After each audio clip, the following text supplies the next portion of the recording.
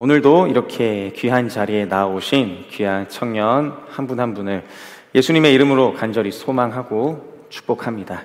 여러분 정말 잘 오셨습니다. 오늘 오신 이 귀한 예배의 시간을 통해 하나님의 귀한 은혜를 받으시고 또한 말씀을 통해 부어주시는 하나님의 거룩하신 사랑도 체험하시는 귀한 시간이 되기를 소망합니다. 저희 승리 공동체는 지난 8월 9일부터 12일까지 평창 국내 선교를 다녀왔습니다. 제가 이번 국내 선교를 다녀올 때 깨달았던 두 가지의 의미가 있었는데요. 먼저 첫 번째는 선교에 대해서 한번 생각해 보았습니다. 선교란 무엇일까? 제가 이전에 선교를 가기에 앞서서 선교란 거창하게 준비하고 프로그램을 거창하게 사람들 앞에서 행하며 이것을 통해서 사람들을 교회로 이끌어 오는 것이라고 생각을 했었는데, 제가 이번 국내 선교를 다녀오면서 느꼈던 것은 무엇이냐면 선교란 그런 프로그램도 물론 중요하겠지만 우리 각자 한 사람 한 사람이 그 지역 주민들에게 먼저 다가가고 그 지역 주민들의 삶 속에 우리가 녹아들어져 가서 그들과 함께 호흡하고 그들과 함께 먹고 마시며 그들과 함께 교제하는 것이 선교의 한 가지의 모습이구나 라고 그렇게 생각이 들었습니다. 저희는 국내 선교를 가서 마을 사역도 진행하면서 거기 계신 어르신들과 함께 밥도 먹고 노래도 부르고 즐거운 시간을 보냈고요. 그리고 어린이 사역, 청소년 사역을 하면서 거기에서 지내고 있는 청소년들과 함께 즐겁게 놀며 먹고 마시며 그들과 함께 교제했습니다. 이처럼 선교란 것은 거창한 것이 아니라 우리가 그들 속에 직접 들어가는 것, 그들의 삶에 녹아들어져 가는 것, 이것이 선교구나 라고 첫 번째 그렇게 깨닫게 됐고요. 그리고 두 번째는 선교에 참여한 청년분들의 그 큰 능력이 너무 대단하구나 라고 느꼈습니다. 제가 선교를 이렇게 진행함에 앞서서 참 많은 어려움들이 종종 있었습니다. 제 힘으로는, 그리고 제 능력과 지식으로는 이 어려움을 해결할 수 없다라고 생각했는데, 저와 함께 사역을 진행했던 청년분들이 때에 따라서 바른 방법을 알려주고 그 방법을 통해서 하나님의 선교 사역이 잘 진행되는 것을 목도하게 됐습니다. 이것을 통해서 하나님께서 보내주신 우리 승리 공동체 한 분 한 분 여러분들의 그 능력과 하나님께서 주신 그 달란트가 너무나도 귀하구나 라고 그렇게 느꼈습니다. 저희가 국내 선교를 간 사람이 40명 조금 안 되게 갔었는데, 그 40명 조금 안 되는 인원이 평창 국내 선교 가서 하나님의 거룩한 능력을 보여주셨는데, 만약에 그 인원뿐만 아니라 더 많은 인원들이 국내 선교에 참여했으면 어떨까라고 생각했습니다. 국내 선교가 이제 다음에도 기획되어 있겠죠. 그때 여러분 꼭 참석하셔서 하나님께서 여러분께 주시는 손과 그리고 발을 통해서 하나님께서 역사하시는, 여러분들을 통해서 역사하시는 귀한 은혜를 누리셨으면 좋겠습니다. 그리고 그러한 은혜를 우리가 누릴 때 그 땅에 하나님께서 거룩하게 역사하시는 거룩한 하나님의 능력을 온전히 체험하셨으면 좋겠습니다. 다음 선교가 되게 멀리 있는 것 같지만 곧 다가오겠죠. 그때 여러분 꼭 함께 참여하셔서 제가 아까 말씀드렸던 하나님의 살아계심과 그리고 여러분들을 통해서 나타나는 하나님의 거룩하신 능력을 온전히 경험하시기를 예수님의 이름으로 간절히 축복하고 소망합니다. 저는 요즘 살아갈 때 작고 사소한 것에 굉장히 신경을 쓰고 있습니다. 왜 그러냐면 이러한 제가 놓치기 쉬운 작고 사소한 것들을 통해서 하나님께서 과연 나에게 어떠한 말씀을 하실지, 어떠한 음성을 들려주실지가 굉장히 기대되기 때문에 그냥 지나칠 수 있는 작고 사소한 것에 굉장히 많은 신경을 쓰고 있는데요. 어느 날은 제가 지난 금요일이었죠. 우리 그 청불금 진행했었잖아요. 청불금을 진행하고 집으로 복귀하는 택시를 탔습니다. 택시를 탔는데 여러분들은 혹시 택시를 어떻게 타시는지 모르겠네요.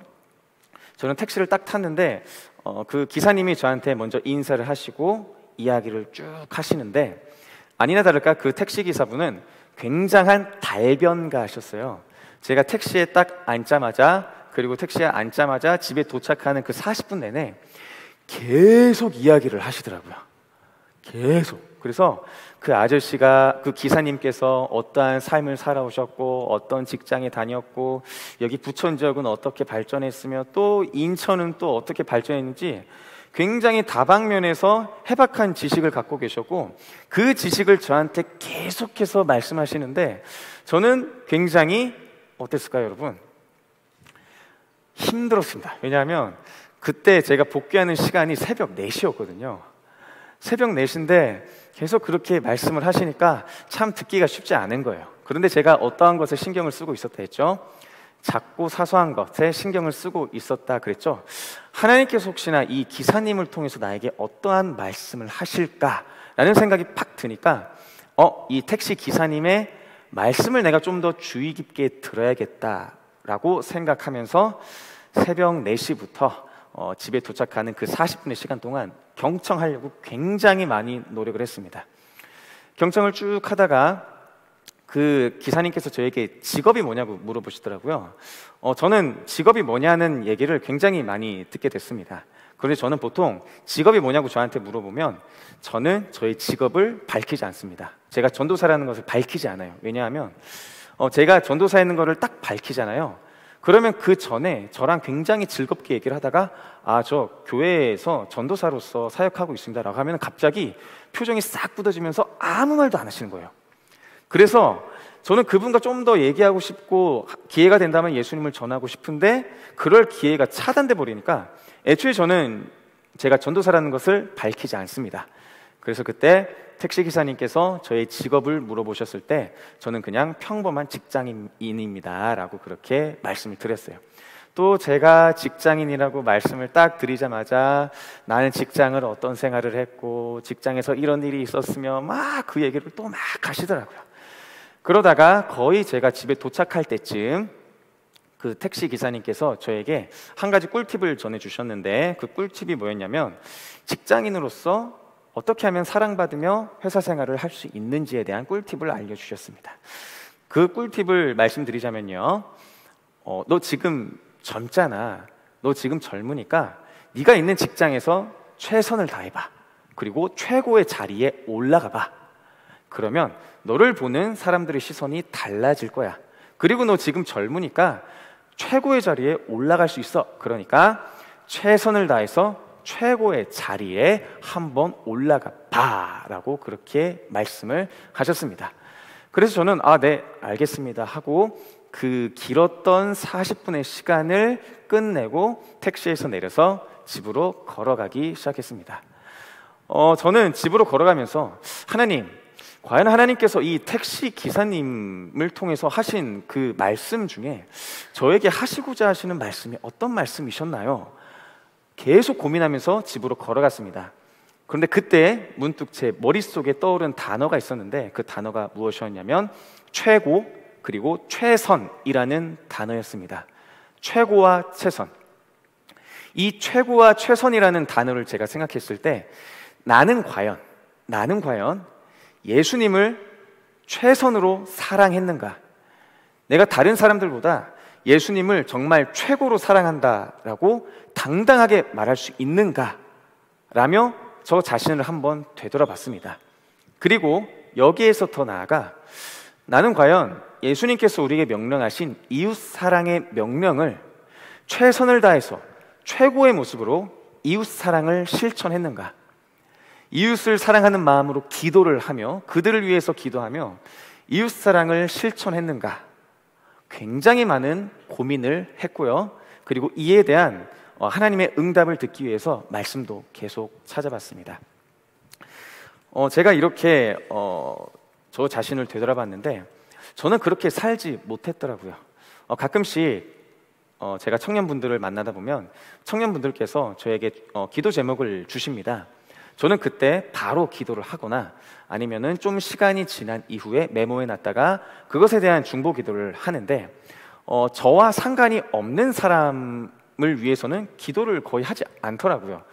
예를 들면 제 이웃집에 사시는 분들을 위해서 기도하지 않았고요. 제가 매일 아침마다 교회에 오면서 마주치는 경비 아저씨를 위해서도 기도하지 않았습니다. 이처럼 저와 연관되지 않은 사람을 위해서는 저는 거의 기도를 하지 않았던 모습이 저한테 있더라고요. 그래서 참 많이 반성을 하게 됐고, 그렇다면 이 이웃을 위해서 기도하기 위해서, 이웃을 위해서 기도하는 것의 이 중요성, 내가 이웃을 정말 사랑해서 그 이웃을 위해서 기도한다는 이 기도를 다시 한 번 더 생각해 보게 됐습니다. 저는 이렇게 기도하지 못했지만 성경에서는 이웃을 위해서 사랑의 마음을 품고 기도했던 인물들이 소개되는데요. 먼저 여러분에게 느헤미야라는 인물을 소개해 드릴까 합니다. 여러분, 느헤미야 아시죠? 느헤미야는 바벨론으로 끌려온 유대인 포로였습니다. 그런데 하나님의 은혜로 이 느헤미야는 왕의 술을 맡은 관원장까지의 지위에 올라가게 되는데, 이 술 맡은 관원장이란 왕이 술을 마실 때 행여나 그 술에 독이 들어있는지 들어있지 않은지 확인해주는 직업이 바로 술 맡은 관원장입니다. 그런데 하루는 느헤미야가 이스라엘 백성에게 자기 고향 땅에서 살고 있는 백성들의 어려움을 듣게 됩니다. 그리고 이 어려움을 듣게 되고 느헤미야는 이렇게 행동을 했습니다. 제가 한번 읽어볼게요. 느헤미야 1장 4절에 이렇게 나와 있는데, 내가 이 말을 듣고 앉아서 울고 수일 동안 슬퍼하며 하늘의 하나님 앞에 금식하며 기도하여. 아멘. 이렇게 나와 있습니다. 느헤미야는 이스라엘 백성들의 안타까운 소식을 듣자마자 그는 수일 동안 슬퍼하며 하늘의 하나님 앞에 금식하며 기도했다라고 이야기합니다. 즉, 이 느헤미야는 백성들의 고충을 듣고 그들을 사랑하는 마음으로 그들을 위해서 기도했습니다. 하나님 앞에 기도했습니다. 자, 그리고 느헤미야가 이렇게 기도했고요. 그리고 또 한 명의 인물을 소개해 드리고자 하는데, 그 인물은 에스더입니다. 에스더 잘 알고 계시죠? 이 에스더도 유대인의 포로였지만 왕후의 자리까지 오른 사람이었습니다. 그러던 어느 날 이 느헤미야가 하만이라는 인물의 음모를 듣게 되는데, 그 음모는 무엇이었냐면 이 하만이 유대인들 모두를 절멸하려는 계획을 듣게 됩니다. 이 소식을 듣고 에스더는 마음속에 우러나는 간절한 기도를 하나님께 올려드리게 되는데요. 이렇게 기도합니다. 에스더 4장 16절엔 이렇게 소개되어 있는데요. 제가 읽어보겠습니다. 당신은 가서 수산에 있는 유다인을 다 모으고 나를 위하여 금식하되 밤낮 3일을 먹지도 말고 마시지도 마소서.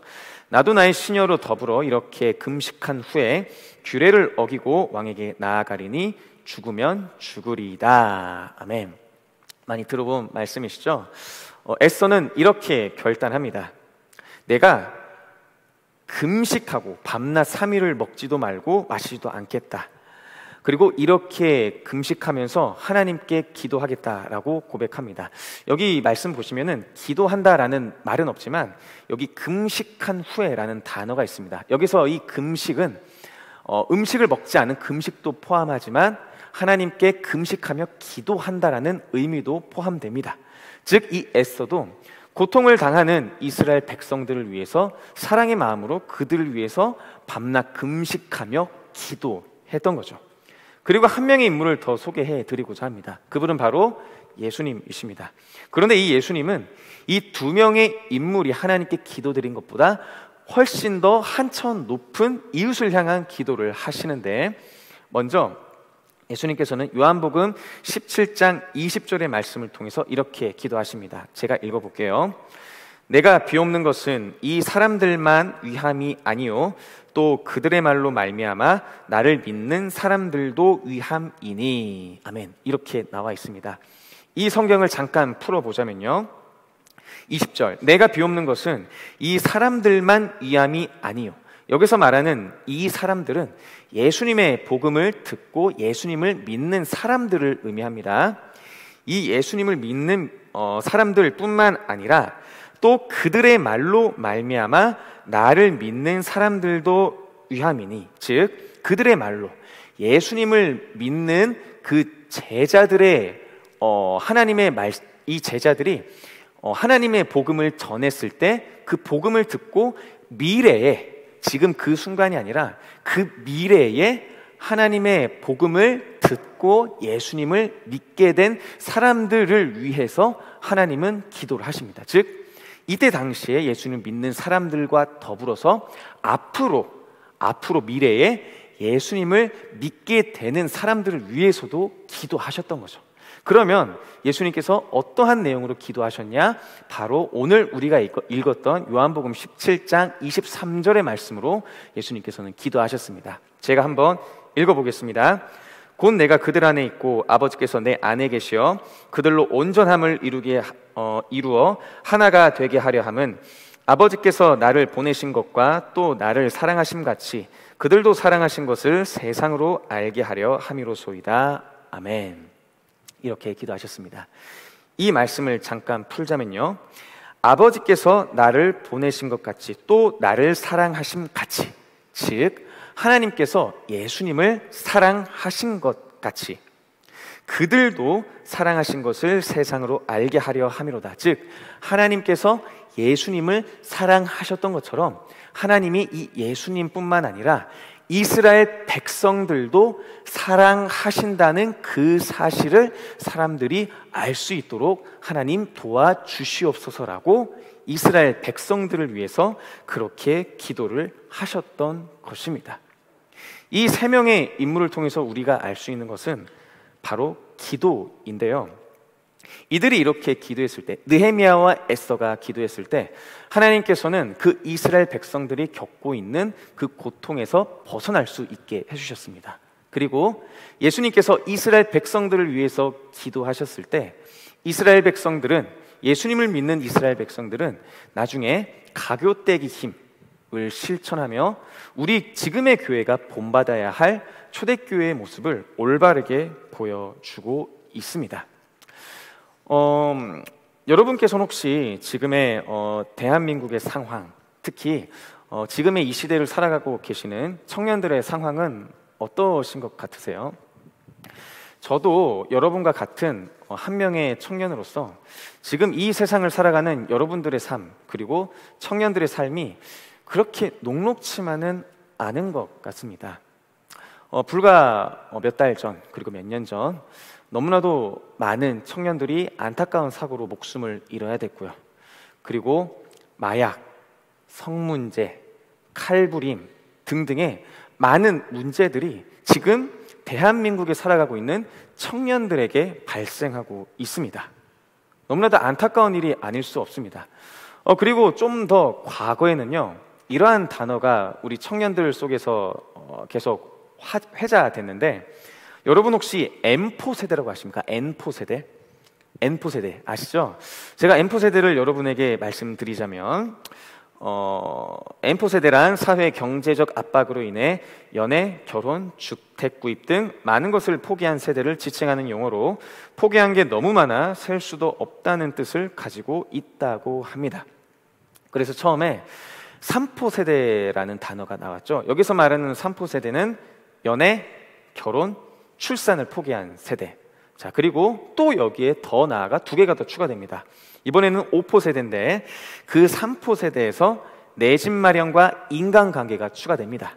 그리고 여기서 또 추가가 돼서 이번에는 7포 세대가 나왔는데요, 이 7포 세대는 아까의 5포 세대, 5포 세대의 그 청년들이 포기한 것을 더해서 꿈과 희망까지 포기한 청년들을 이르는 말로 사용됐습니다. 범위가 계속해서 늘어나면서 이 세상을 살아가는 청년들이 참으로 많이 힘든 고충을 겪고 있구나라고 적나라하게 드러나는 단어가 아닐 수 없겠죠. 참 우리 대한민국은 정말 많이 발전했고 경제적으로도 많이 발전했지만 정작 이 시대를 살아가는 우리 청년들은 점점 더 빈곤해지고 그 삶이 더욱더 어려워진 것을 느끼게 됩니다.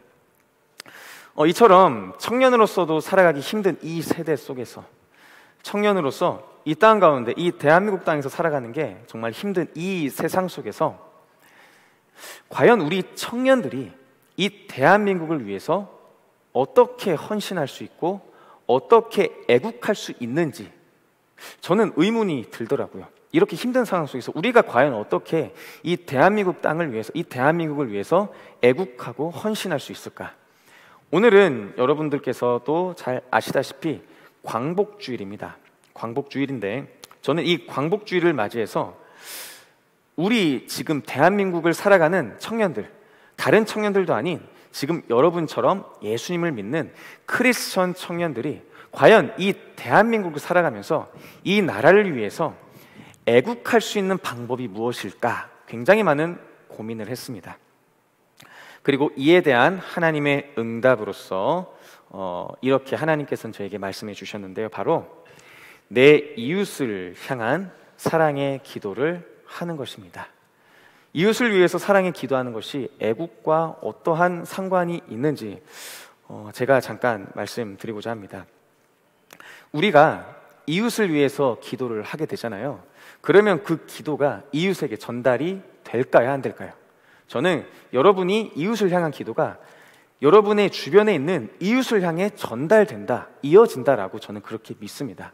그리고 그 기도를 받은 그 청년들은 어떻게 행동하게 될까요? 그 기도를 받은 청년들은 자신을 위한 기도를 하는 것이 아니라 다시금 이웃을 위해서 기도하게 됩니다. 그리고 또 그 기도를 받은 다른 청년들은 또 그 기도를 받아서 다른 이웃들을 위해서 기도하게 되고 점차 이 기도의 범위가 점점점 확장해 나가게 됐을 때 이 대한민국 땅은 기도하는 청년들로 가득 차게 되겠죠. 이 대한민국 땅이 기도하는 청년으로 가득 차게 됐을 때 이 땅에서 어떠한 일이 발생하게 될까요, 여러분? 기도하는 청년들로 이 땅이 가득 차게 됐을 때 이 대한민국 땅은 분명히 하나님의 은혜로 가득 찰 것을 저는 그렇게 믿습니다. 왜냐하면 기도하는 청년들로 인해서 하나님께서는 역사하시기 때문입니다. 여러분께서 기도하실 때, 여러분께서 이웃을 위해서 기도하실 때 하나님은 여러분의 기도를 통해서 응답하시고 역사하십니다. 그리고 그 역사하심이 이 대한민국 땅에서 마구마구 나타나게 될 텐데 하나님께서 과연 이 대한민국 땅을 이끌어 주시지 않을 이유가 없습니다. 하나님께서는 여러분의 기도에 분명히 응답해 주실 것입니다.